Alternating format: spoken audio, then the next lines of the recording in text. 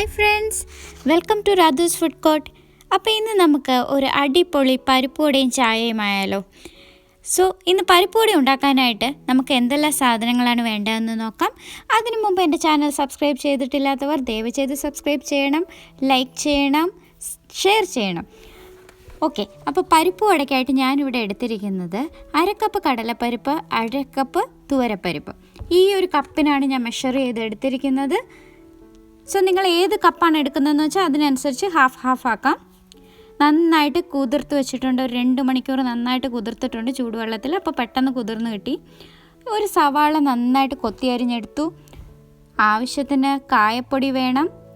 പിന്നെ വേണ്ടത് എന്തൊക്കെയാ വെച്ചാൽ ഉപ്പ്, ഇഞ്ചി കൊത്തി അരിഞ്ഞത്, 2 പച്ചമുളക്, 1 ചുവന്ന മുളക് അരിഞ്ഞത്, 1 സ്പൂൺ തേങ്ങ, മല്ലിയില, പിന്നെ 1 തണ്ട് കറിവേപ്പില.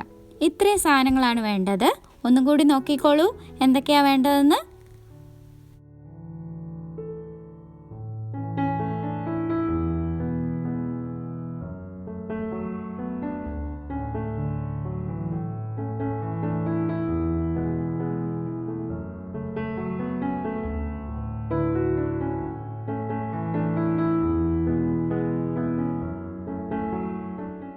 അപ്പം നമ്മുടെ പരിപ്പ് നമുക്ക് ഒരു സ്റ്റെയിനറിൽ നന്നായിട്ടൊന്ന് സ്റ്റെയിൻ ചെയ്തെടുക്കാം. വെള്ളമൊന്നും പാടില്ല.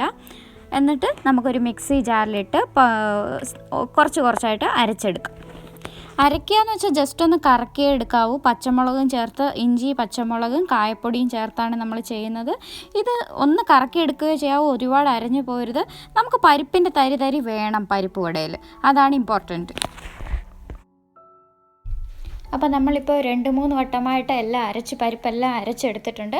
ഇനി നമുക്ക് ഇതിലോട്ട് സവാളയും ബാക്കിയുള്ള സാധനങ്ങളും എല്ലാം കൂടി ഇട്ട് നന്നായിട്ട് മിക്സ് ചെയ്തെടുക്കാം. ആവശ്യത്തിന് ഉപ്പും നമുക്ക് ചേർക്കണം. എല്ലാം നമ്മൾ എടുത്തു വെച്ചിട്ടുണ്ട്. അതെല്ലാം നമ്മൾ ചേർത്ത് നന്നായിട്ട് കുഴച്ചെടുത്ത് വയ്ക്കും.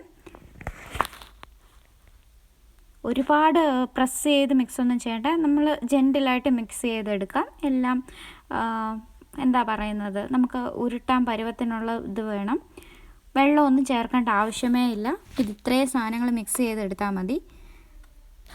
പരിപ്പും ഞാൻ ഒരു തുള്ളി വെള്ളം പോലും ഇല്ലാതാണ് കറക്കിയെടുത്തേക്കുന്നത്. നിങ്ങളും വെള്ളമൊന്നും ചേർക്കരുത്. അങ്ങനെ വേണം അരച്ചെടുക്കാൻ. നമുക്ക് വെള്ളം ആവശ്യമേ ഇല്ല.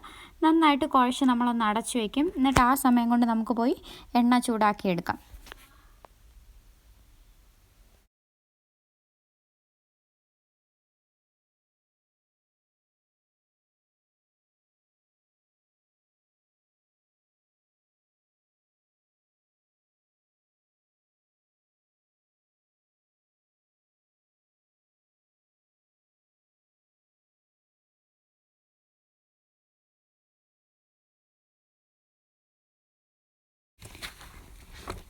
ചെറിയ വടകൾ ഉണ്ടാക്കി കൈകൊണ്ട് ഉരുട്ടിയെടുത്ത് നമുക്ക് പ്ലേറ്റിൽ വെക്കാം.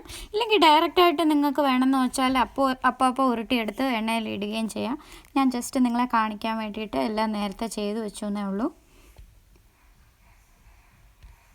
ഞാനിവിടെ വെളിച്ചെണ്ണയാണ് എടുത്തിരിക്കുന്നത്. വെളിച്ചെണ്ണയിൽ ഉണ്ടാക്കിയാലേ അതിൻ്റെ ടേസ്റ്റ് കിട്ടത്തുള്ളൂ. വെളിച്ചെണ്ണ തന്നെ എടുക്കാൻ ശ്രമിക്കണം. എന്നാലേ നമ്മുടെ നാടൻ രുചി നമുക്ക് കിട്ടത്തുള്ളൂ. എണ്ണ ചൂടാകുമ്പോഴത്തേക്കും അതിനകത്തോട്ട് നമ്മൾ ഉണ്ടാക്കി വെച്ചിരിക്കുന്ന വടയിട്ട് നന്നായിട്ട് വറുത്ത് കോരിയെടുക്കാം. നല്ല ഗോൾഡൻ നിറമായിട്ടുണ്ട്. നമ്മുടെ മുരുമുര പരിപ്പ് വട റെഡിയാണ്. ചായയും റെഡിയാണ്.